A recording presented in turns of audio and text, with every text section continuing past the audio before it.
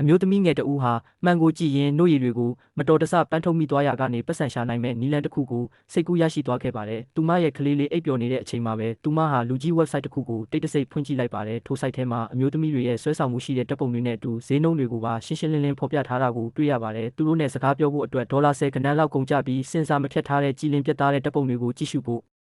ဆိုရင်ပို့ပြီးတော့တောင်ကုန်ကြပါတယ်ဒါကမိခင်တဦးလေးဖြစ်ပြီးစင်ရဲနွမ်းပါတဲ့သူမအတွက်ပတ်စံရှာဖို့လမ်းဆက်တစ်ခုဖြစ်လာစေခဲ့ပါတယ်သူမကိုယ်တိုင်လည်းစမ်းသက်လှုပ်ဆောင်ကြည့်ဖို့ဆုံးဖြတ်လိုက်ပြီးရလက်တွေကတော့မမျှော်လင့်ပဲကောင်းမွန်လာခဲ့ပါတယ်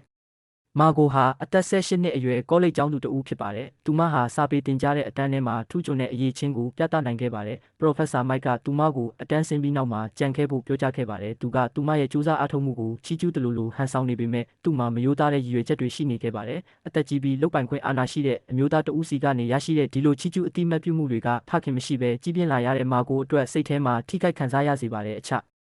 ပြတပုတ်တဲနဲ့တင်သူမဟာစစ်မှန်တဲ့အချစ်ကိုရှာဖွေတွေ့ရှိပြီလို့ယုံကြည်သွားခဲ့ပါတယ်မကြခင်မှာပဲသူတို့ဟာဆရာနဲ့တပည့်ဆိုတဲ့စီးကိုကြော်လွန်ပြီးလှုပ်ဝက်တဲ့ဆက်ဆံရေးတစ်ခုကိုစတင်ခဲ့ကြပါတယ်သူမရဲ့အရင်နှီးဆုံးတငယ်ချင်းကတော့စိတ်ကိုအေးအေးဆေးဆေးထားဖို့သူမကိုထပ်ခါတလဲလဲတတိပေးခဲ့ပါတယ် Professor ကမိန်းကလေးငယ်တွေကိုသူ့စိတ်ကြိုက်ကြိုးကင်ချလဲဖို့အတွက်ဒီလိုလက်ကွက်ဟောင်းတွေကိုတုံးနေတာလို့တငယ်ချင်းဖြစ်သူကပြောပေမဲ့မာဂိုကတော့အချစ်မျက်စိကန်းနေပြီးနားထောင်ဖို့ညှင်းဆန်ခဲ့ပါ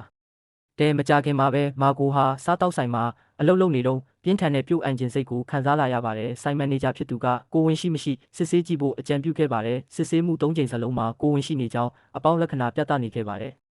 ဆရာဝန်ကသူမမှာကိုဝင်10ပတ်ရှိနေပြီဖြစ်ကြောင်းအတည်ပြုပေးခဲ့ပါတယ်။ဆရာဝန်ကကိုဝင်နဲ့ပတ်သက်ပြီးရွေးချယ်စရာလမ်းတွေကိုသိကျင်သလားလို့ညင်သာစွာမေးမြန်းခဲ့ပါတယ်။ကလေးကိုမမွေးဖွားပဲနေဖို့ရွေးချယ်နိုင်တယ်ဆိုတာကိုဆိုလိုတာဖြစ်ပါတယ်။ဒါပေမဲ့မာဂိုကတော့သူမရဲ့ဆက်ဆံရေးအပေါ်မျှော်လင့်ချက်ထားရှိနေစေဖြစ်ပါတယ်။သူမဟာ Professor Mike ကိုဝင်ရှိနေတဲ့အကြောင်းပြောပြခဲ့ပေမဲ့ Mike ကတော့တာဝန်ယူဖို့ညှင်းဆန်ခဲ့ပါတယ်။အဲ့ဒီနေ့ကစပြီးသူမကိုရှောင်ဖယ်လာခဲ့ပါတယ်။မာဂိုရဲ့မိခင်ရှိုင်းယန်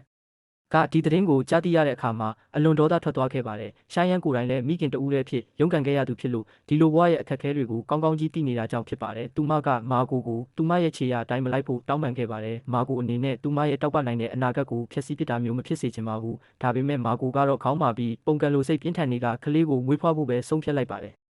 ကလေးအတွက်ပစ္စည်းတွေပေးအပ်တဲ့ပွဲမှာသူမဟာပျော်ရွှင်စွာနဲ့လက်ဆောင်တွေကိုဖွင့်ဖောက်နေပေမဲ့မိခင်ဖြစ်သူကတော့ကြီးစွာသောစိုးရိမ်ပူပန်မှုတွေနဲ့သာကြည့်ရှုနေခဲ့ပါတယ်။မာဂိုဟာကလေးမွေးဖွားဖို့ပြင်ဆင်နိုင်ရန်ကောလိပ်ကျောင်းကနေထွက်ခဲ့ရပါတယ်။မွေးဖွားမဲ့ရဲ့နီးကပ်လာတာနဲ့အမျှကလေးပစ္စည်းတွေရဲ့ဈေးနှုန်းတွေကသူမကိုစိတ်ပြက်အားငယ်စေခဲ့ပါတယ်။ကလေးတွန်းလဲတစ်စီးတဲ့တင်ဒေါ်လာ1200ခန့်ကျသင့်နေတာဖြစ်ပါတယ်။သူမမျှော်လင့်ချက်မဲ့တယ်လို့ခန်းစားလိုက်ရပါတယ်။ဒါကသူမရဲ့တပတ်ရကအတွက်ပေးချေခဲ့ရတဲ့